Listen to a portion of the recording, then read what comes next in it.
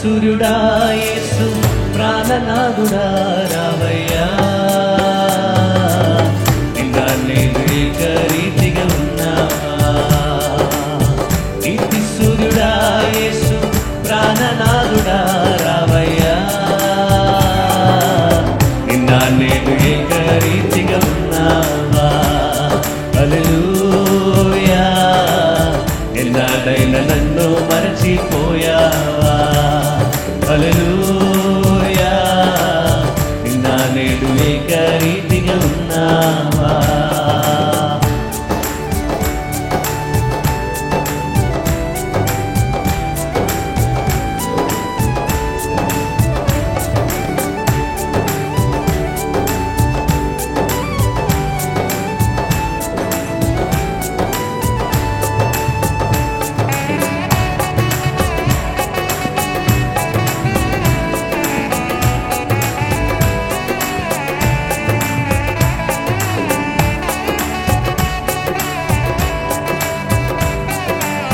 యుగయుగములకు ప్రభువా,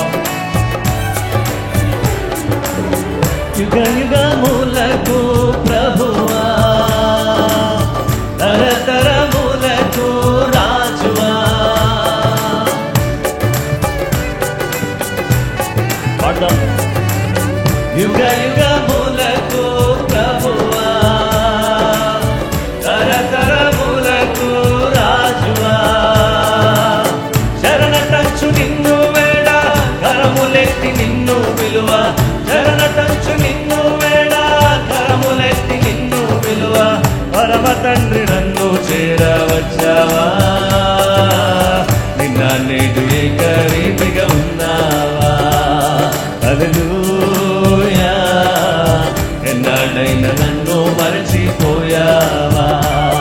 హల్లెలూయా, నిన్న నేడు ఏకరీతిగా ఉన్నావా.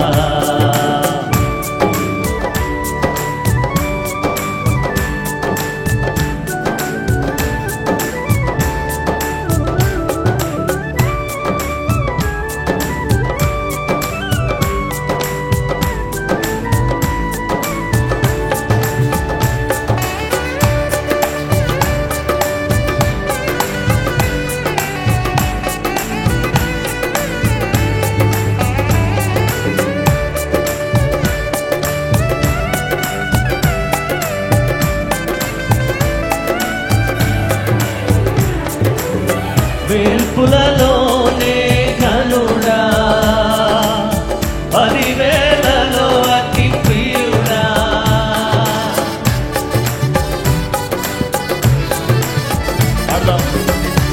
వేల్పులలోనే ఘనుడా, పదివేలలో అతి ప్రియుడా.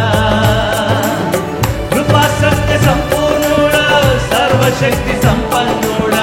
కృపా సత్య సంపూర్ణుడా, సర్వశక్తి సంపన్నుడా. పరమ తండ్రి నన్ను చేరవచ్చావా, నా నేడు ఏకరీతిగా ఉన్నావా. ఆమేన్. హల్లెలూయా, ఎన్నాడైనా నన్ను మరచిపోయావా. హల్లెలూయా, నిన్న నేడు ఏకరీతిగా ఉన్నావా. దయచేసి అందరూ లేచి నిలబడదాం. హృదయపూర్వకంగా చప్పట్లు కొడుతూ, దేవా నన్ను ఏడాడా మర్చిపోయావా దేవా, నన్ను మరువని దేవా, మారని దేవా, నీకే స్తోత్రం. యుగ యుగములు ఏలువాడా, తరతరములుండువాడా, నీకే ఆరాధన, నీకే స్తోత్రం, నీకే మహిమ. బిగ్గరగా సంతోషంగా చప్పట్లు కొడుతూ దేవుని కనపరుస్తాం స్వరమెత్తి.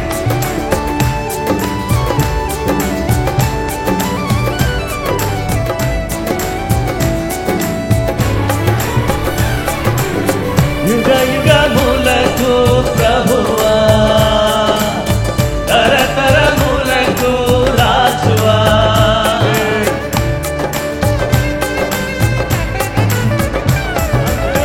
యుగయుగములకు ప్రభువా, తరతరములకు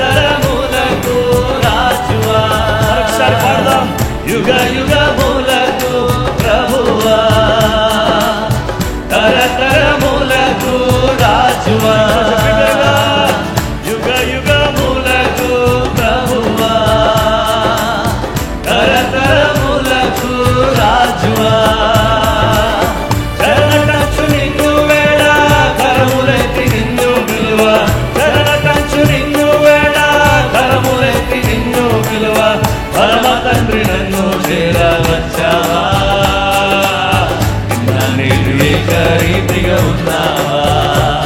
హల్లెలూయా, ఎన్నాడైనా నన్ను మరచిపోయావా. హల్లెలూయా, నిన్న నేను ఏకరీతిగా ఉన్నావా.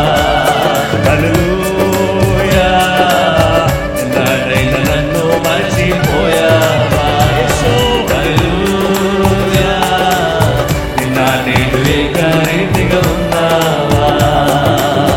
నీతి సూర్యుడా యేసు ప్రాణనాథుడా రావయ్యా, నిన్న నేను ఏకరీతిగా ఉన్నావా. హల్లెలూయా, ఎన్నాడైనా నన్ను మరచిపోయావా. హల్లెలూయా, నిన్న నేను ఏకరీతిగా ఉన్నావా. హల్లెలూయా, హల్లెలూయా, నన్ను మరచిపోయావా. హల్లెలూయా, నిన్న నేను ఏకరీతిగా ఉన్నావా. హల్లెలూయా, ఎన్నాడైనా నన్ను మరచిపోయావా. హల్లెలూయా, నిన్న నేను ఏకరీతిగా ఉన్నావా. హల్లెలూయా, ఎన్నాడైనా నన్ను మరచిపోయావా. హల్లెలూయా, నిన్న నేను ఏకరీతిగా ఉన్నావా. ప్రేమ పూర్ణుడా నా ప్రాణనాథుడా, ప్రేమ పూర్ణుడా నా ప్రాణనాథుడా, ప్రేమ పూర్ణుడా నా ప్రాణనాథుడా, ప్రేమ పూర్ణుడా నా ప్రాణనాథుడా.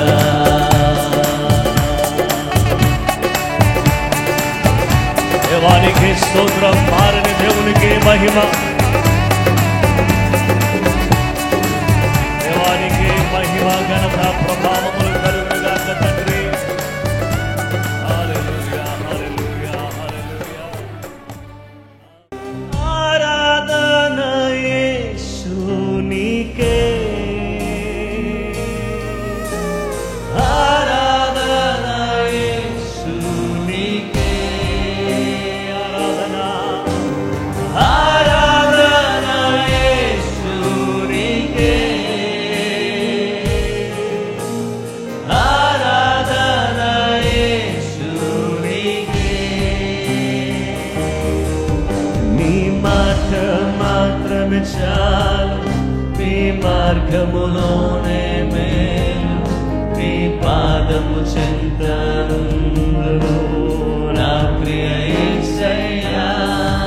నీ మాట మాత్రమే చాలు, నీ మార్గములోనే మేలు, నీ పాదము చెంతనుందును నా ప్రియ యేసయ్యా. ఆరాధన యేసునికే, ఆరాధన, ఆరాధన యేసునికే. బిగ్గరగా స్వరమెత్తి సంగమంతా ఆరాధన యేసునికే, దేవా ఆరాధన యేసునికే. హల్లెలూయా, దేవా ఆరాధన నీకే.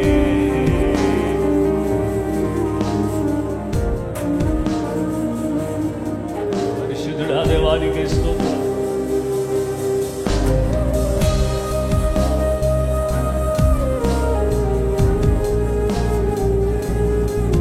దేవా దేవా దేవానికి వందనాలు.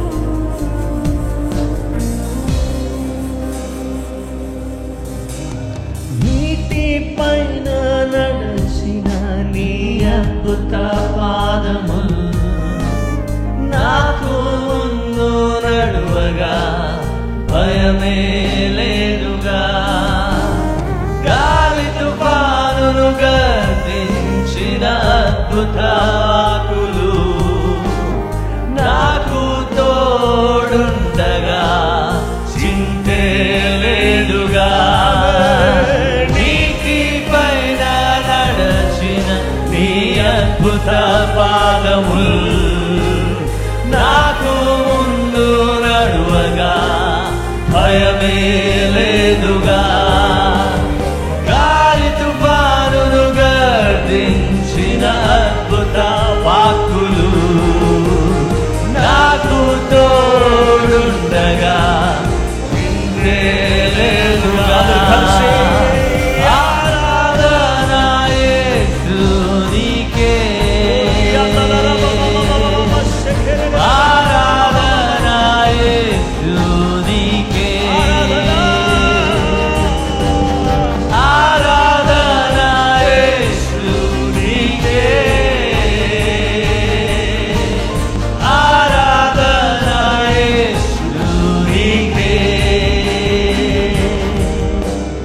మాట మాత్రమే చాలు,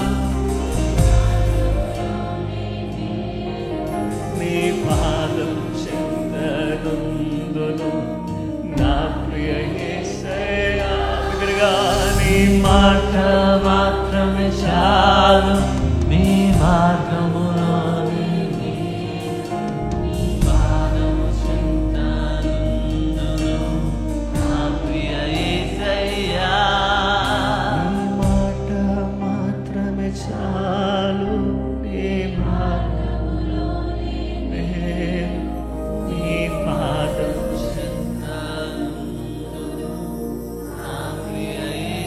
సరి బిగ్గరగా నీ మాట మాత్రమే చాలు,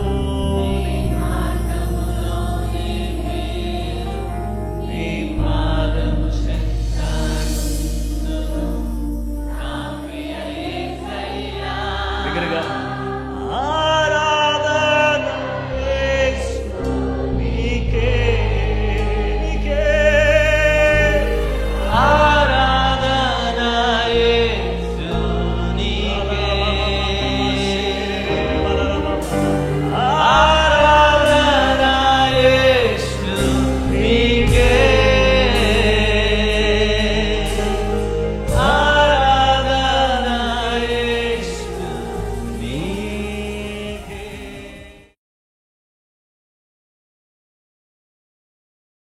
క్రీస్తునందు ప్రియమైన సహోదరి సహోదరులారా, మిమ్మల్ని అందరినీ కూడా ప్రేమతో ప్రార్థనా పోరాటానికి ఆహ్వానిస్తున్నాను. ఇంతవరకు చక్కగా దేవుని ఆరాధించి ఆయన మహిమపరిచే భాగ్యం దేవుడు మనకు దయచేసినందుకు నేను ఆయనకు కృతజ్ఞతలు తెలియపరుస్తూ ఉన్నాను.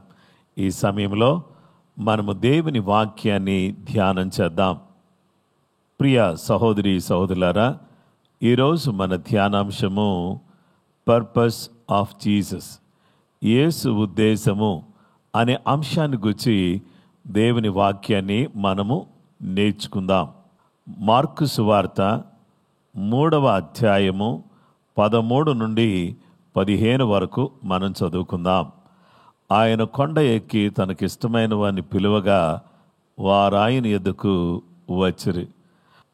వారు తనతో కూడా ఉండునట్లును దయ్యములను వెళ్ళగొట్టు అధికారము గలవారై సువార్త ప్రకటించుటకును వారిని పంపవలెనని ఆయన 12 మందిని నియమించెను. Mark chapter 3 verses from 13 to 15. And he went up on the mountain and called to him those whom he desired, and they came to him.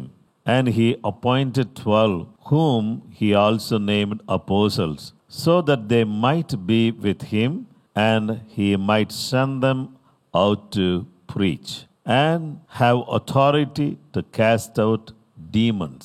దేవుని బిడ్లారా, యేసు ప్రభువారు గలిలయ సముద్రపు ఒడ్డున సంచరించుచున్న జాలర్లతో యేసు క్రీస్తు ప్రభువారు ముచ్చటించిన చెప్పిన ఈ మాటలను మనం గమనిస్తే, యేసు క్రీస్తు ప్రభువారి యొక్క ఉద్దేశం ఏంటంటే, ఈ చేపలు పట్టుకునే జాలర్లను ఆయన ప్రేమించి దయ చూపించి వారిని ఆయన ఏం చేశాడంటే తన టీంలో ఉండడానికి లేదా తనతో ఉండడానికి తన శిష్యులుగా ఉండడానికి యేసు ప్రభువారు వారికి ఆహ్వానమును తెలియచేశారు.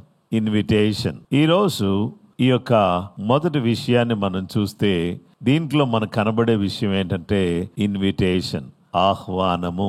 దేవుని బిడ్డలారా, మార్కు రాసిన సువార్త 3వ అధ్యాయం 13వ వచనంలో ఆయన కొండ ఎక్కి తనకిష్టమైన వారిని పిలువగా వారు ఆయన ఎద్దుకు వచ్చిరి.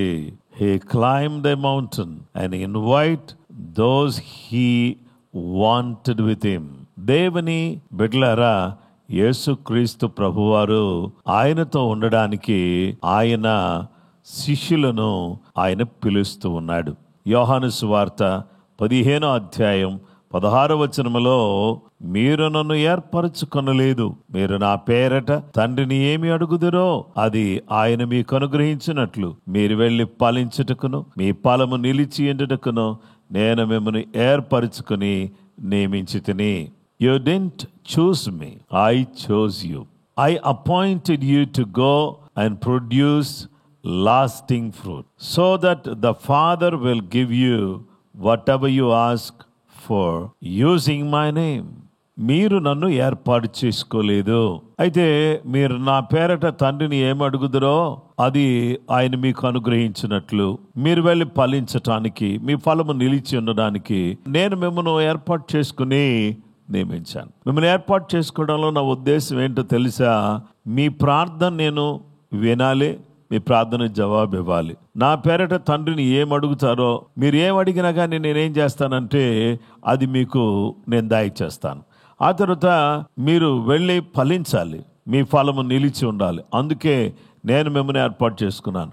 మిమ్మల్ని ఏర్పాటు చేసుకోవడంలో నా ఉద్దేశం ఏంటి? మీరు నా పేరట తండ్రిని ఏం అడుగుతారో ఆ ప్రార్థనకు మీకు జవాబు ఇవ్వాలి. నేను మీ ప్రార్థనకు జవాబిస్తాను. ఆ తర్వాత మీరేం చేయాలంటే ఫలించాలి. ఎందుకు మీరు ఫలించాలి, ఎలా మీరు ఫలించాలి అని అంటే దేవుని యొక్క ఉద్దేశం ఆదికాండములో ఆయన బయలుపరిచాడు. ఆదికాండం 1వ అధ్యాయం 28వ వచనం నేను చదువుతున్నాను. దేవుడు వారిని ఆశీర్వదించిన ఎట్లనగా మీరు ఫలించి అభివృద్ధి పొంది విస్తరించి భూమిని నిండించి దాన్ని లోపరుచుకునండి, సముద్రపు చేపలను ఆకాశ పక్షులను భూమి మీద ప్రాకు ప్రతి జీవిని ఏలుడని దేవుడు వారితో చెప్పెను. దేవుడు మానవుని సృజించిన తర్వాత మానవుడికి దేవుడిచ్చినటువంటి ఆ ఆజ్ఞ, దేవుడు చెప్పిన మాట ఏంటంటే నేను మిమ్మల్ని ఆశీర్వదిస్తున్నాను గనుక మీరు ఫలించాలి, అభివృద్ధి చెందాలి, విస్తరించాలి, భూమిని నిండించి దాన్ని లోపరుచుకోనాలి అని చెప్పాడు. నా యొక్క ప్రాథమికమైన లేక ప్రాముఖ్యమైన ఉద్దేశం మీ ఎడల ఏంటంటే మీరు ఫలించే వాళ్ళగా ఉండాలనేది నా యొక్క ఉద్దేశమై ఉన్నది. గనుక దేవుని బిడ్డలారా, దేవుడు మీరు ఫలించండి అని చెబుతున్నాడు. ఫలించవలసిన మానవుడు తప్పు చేసి పాపం చేసినప్పుడు దేవుడు ఏం చేశాడంటే, దేవుడు మరలా జలప్రళయం అనంతరం నోవాహు కుటుంబాన్ని దేవుడు ఆశీర్వదిస్తున్నాడు. చూడండి, ఆదికాండం 9వ అధ్యాయం 1వ వచనం మనం చూస్తే, మరియు దేవుడు నోవాహును అతని కుమారులను ఆశీర్వదించి మీరు ఫలించి అభివృద్ధి పొంది భూమిని నింపుడి అని ఎవరితో చెప్పాడంటే నోవాహు కుమారులతో చెప్పాడు. నోవాహు నుంచి వచ్చినటువంటి మనందరితో కూడా మీరు ఫలించండి, అభివృద్ధి పొందండి, విస్తరించండి అని చెబుతూ వచ్చాడు. ప్రియ సహోదరి సహోదరులారా, మత్తయి సువార్త 28వ అధ్యాయం 18వ వచనంలో ఆయన అంటున్నాడు, అయితే యేసు వారి యొద్దకు వచ్చి పరలోకమందును భూమి మీదను నాకు సర్వాధికారము ఇయ్యబడి ఉన్నది. 19వ వచనం, కాబట్టి మీరు వెళ్ళి సమస్త జనులను శిష్యులనుగా చేయుడి, తండ్రి యొక్కయు కుమారుని యొక్కయు పరిశుద్ధాత్మ యొక్కయు నామములోనికి వారికి బాప్తిస్మమిచ్చుచు. 20వ వచనం, నేను మీకు ఏ సంగతులను ఆజ్ఞాపించుతునో వాటన్నిటినీ గైకొనవలెనని వారికి బోధించుడి. ఇదిగో నేను యుగ సమాప్తి వరకు సదాకాలము మీతో కూడా ఉన్నానని చెప్పాను. ఆది కాండములో దేవుడు ఏమని చెప్పాడంటే, ఆయన చెప్పిన మాట ఏంటంటే మీరు ఫలించండి అని దేవుడు తాను సృష్టించిన మానవులతో చెప్పాడు. ఆ తర్వాత తాను తప్పించిన మానవులైనటువంటి నోవాహు కుటుంబంతో మీరు ఫలించండి అని చెప్పాడు. ఆ తర్వాత తాను ఏర్పాటు చేసుకున్న శిష్యులతో మీరు వెళ్ళి సర్వలోకములో ఈ సువార్తను ప్రకటించండి అని చెబుతూ ఆయన ఏమన్నాడంటే, దేవుని బిడ్డలారా, మీరు వెళ్ళి సమస్త జనులను శిష్యులనుగా చేయుడి, తండ్రి యొక్కయు కుమారుని యొక్కయు పరిశుద్ధాత్మ యొక్కయు నామములోనికి బాప్తిస్మమిచ్చుచు నేను మీకు ఏ సంగతులను ఆజ్ఞాపించుతునో వాటన్నిటినీ మీరు గైకొనవలెనని ఆయన చెప్పాడు. ఆ తర్వాత పెంతెకోస్తు పండుగ దినమున పరిశుద్ధాత్మ దేవుడు వారి మీదికి దిగి వచ్చినప్పుడు 120 మంది శిష్యుల మీదికి దిగి వచ్చినప్పుడు దేవుని బిడ్డలారా, దేవుని ఆత్మ వారి మీదికి వచ్చి వారికి వాక్శక్తి అనుగ్రహించిన తర్వాత వారు అన్య భాషలు మాట్లాడుతూ ప్రవచించేటటువంటి వారిగా దేవుడు వారిని మార్చినటువంటి తీరు ఈరోజు మనకు కనబడుతుంది. గనుక నా ప్రియ స్నేహితులారా, ఈరోజు దేవుని పిల్లలమైనటువంటి మనము యేసు యొక్క ఉద్దేశం నా ఎడల ఏమైనది అని అంటే, నేను ఫలించాలి, నేను ఆశీర్వదించబడాలి, నేను దీవించబడాలి, నేను దేవుని సన్నిధిలో ఆధ్యాత్మికంగా ఎదగాలి, భౌతికంగా ఎదగాలి, అలాగే వస్తుపరంగా ఎదగాలి, అలాగే ఆర్థికంగా ఎదగాలి, అన్ని రీతులుగా నేను ఎదగాలనేది దేవుని ఉద్దేశం. నేను పని చేయడం దేవుని ఉద్దేశం, నేను ఉద్యోగం చేయడం దేవుని ఉద్దేశం అనే విషయం మీకు అర్థం కావాలి. మీరు పని చేయటం దేవుని ఉద్దేశం. రెండవది, మీరు ఒకవేళ ఒక ఉద్యోగంలో దేవుడు మిమ్మల్ని నియమిస్తే ఆ ఉద్యోగంలో మీరు కొనసాగడం అనేది దేవుని ఉద్దేశం. ఆ తర్వాత మీరు ఒక వ్యాపారంలో ఉంటే ఆ వ్యాపారంలో మీరు ముందుకు సాగాలనేది దేవుని ఉద్దేశం. ఒకవేళ మీరు ఒక గృహాన్ని నిర్మించుకోవాలి అని కోరుకుంటే ఒక స్థలాన్ని కలిగి ఉండడం అనేది దేవుని ఉద్దేశం. లేదా ఒక ఇల్లు కట్టాలి అని మీరు పూనుకోబోతుంటే అది కట్టడం దేవుని ఉద్దేశం. అలాగే దేవుని పరిచర్యకు నీవు వెళ్ళాలి అని నీకు అనిపిస్తూ ఉంటే నీవు పరిచర్యకు వెళ్ళడం అనేది దేవుని ఉద్దేశం. అలాగే ప్రార్థన చేయాలి అని నీకు ప్రేరేపణ వస్తుంటే ప్రార్థన చేయడం దేవుని యొక్క మహత్తరమైన ఉద్దేశం. ఆ తరువాత ఈ యొక్క గ్రంథాన్ని చదవడం అనేది దేవుని యొక్క ఉద్దేశం. అలాగే నీవు ఆధ్యాత్మికంగా బలం పొందడం దేవుని ఉద్దేశం. సువార్తను వేరే వాళ్ళకి అందించడం దేవుని ఉద్దేశం. దేవుని మహిమార్థమై నీవు జీవించడం అనేది దేవుని ఉద్దేశమై ఉన్నది. కాబట్టి ఈరోజు ఈ ఉద్దేశాన్ని నెరవేర్చడం కొరకై దేవుడు ప్రజలను ఆహ్వానిస్తున్నాడు. ఆయన ఉద్దేశం మీరు ఫలించాలి, మనం ఫలించాలి. ఆయన ఉద్దేశం మనం పని చేయాలి. ఆయన ఉద్దేశం మనం విస్తరించాలి. అందుకే యేసు ప్రభువారు మనల్ని ఆహ్వానిస్తున్నారు. యేసు ప్రభువారు ఇచ్చే ఆహ్వానాన్ని తీసుకుని మనమందరం కూడా ముందుకు సాగడానికి కృపగల దేవుడు, దయగల దేవుడు మనకు సహాయం చేయునుగాక. ఆనాడు ఆదాము అవ్వలతో చెప్పినటువంటి మాటే నోవాహు కుటుంబానికి చెప్పాడు. సృష్టించిన దేవుడు ఫలించమని చెప్పాడు, తప్పించిన దేవుడు ఫలించమని చెప్పాడు, ప్రాణం పెట్టిన దేవుడు ఫలించమని చెప్తున్నాడు, పరిశుద్ధాత్మనిచ్చిన దేవుడు మీరు ఫలించమని చెప్తున్నాడు. గనుక మనం అన్ని విధాలుగా ఫలించి ఫలభరితమైనటువంటి వారిగా ఉండాలని ఆయన మనలను ఆహ్వానిస్తున్నాడు. ఆ ఆహ్వానం మేరకు మనమందరం కూడా ఆయనకు ప్రియముగా, ఆయనకు దగ్గరగా, ఆయనకు చేరువుగా మనం జీవించటానికి కృపగల దేవుడు మనకు సహాయం చేయునుగాక. ప్రభు ఈ మాటలను దీవించునుగాక. దయచేసి మనం అందరం కూడా ప్రార్థన చేసుకుందాం. తలలు వంచి కళ్ళు మూసుకోండి. ప్రార్థన. మా సృష్టికర్తవైన దేవా, ప్రేమ కలిగిన మా గొప్ప తండ్రి, ప్రార్థన పోరాటంలో మమ్ములను ప్రవేశపెట్టి ఈ చక్కటి వాక్యం ద్వారా మీరు మాకు నాయన వినిపించినటువంటి చక్కటి మాటలను బట్టి నీకు స్తోత్రములు. నీ బిడ్డలను ఆశీర్వదించండి, దీవించండి. బలహీనులను బలపరచండి. దుఃఖములో ఉన్న వారికి ఆదరణ దయచేయండి. సంఘ సరిహద్దులు విశాలపరచండి. ఆత్మలు రక్షించబడ్డానికి సహాయం చేయండి. ఇశ్రాయేలును కాపాడండి. మా దేశమును, మా ప్రజలను, మా బంధువులను, మా యొక్క స్నేహితులను, మా సంఘములను, నైనా సార్వత్రిక సంఘాన్ని కాపాడండి. మహోన్నతుడా, మేమందరం కూడా మహత్తరమైన నీ బలాన్ని పొందిన వారమై నీ మహిమార్థమై ఈ లోకములో జీవించటానికి కావలసిన నీ కృప, నీ ఆశీర్వాదం మాకు దయచేయమని యేసయ్య పరిశుద్ధ నామములో ప్రార్థన చేసి వేడుకొనుచున్నాము తండ్రి. ఆమేన్.